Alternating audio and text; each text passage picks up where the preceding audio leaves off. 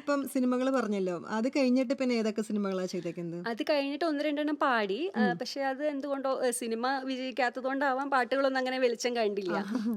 പിന്നെ ഈ അടുത്ത് മിയാ കുൽപ്പ എന്ന് പറഞ്ഞൊരു സിനിമയിൽ പാടി. മിയ കുൽപ്പ്. മിയാ കുൽപ്പ, എന്റെ പിഴ എന്നാണ് അതിന്റെ ഒരു അർത്ഥം.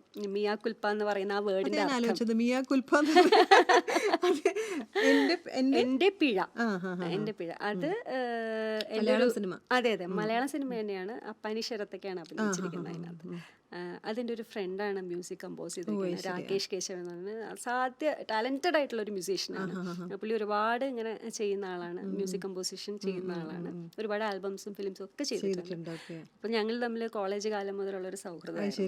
അപ്പം അങ്ങനെ അത് എനിക്ക് ആ ഒരു പാട്ട് തരാനായിട്ട് എന്താ തോന്നിയെന്ന് അറിയില്ല. എന്നുവെച്ചാൽ അത്ര നല്ലൊരു 90s-ലേക്ക് ഒരു ഫീൽ അല്ല, എന്ന് വെച്ചാൽ പുള്ളിക്ക് വേണമെങ്കിൽ കുറച്ചും കൂടെ ട്രസ്റ്റ് ചെയ്യാൻ പറ്റുന്ന വലിയൊരു മീൻസ് ഒരു ബ്രാൻഡഡ് ആയിട്ടുള്ള ഒരു സിംഗറിനെ വേണമെങ്കിൽ ചൂസ് ചെയ്യാമെന്ന്, കാരണം പാട്ട് അത്ര നല്ലതാണ്.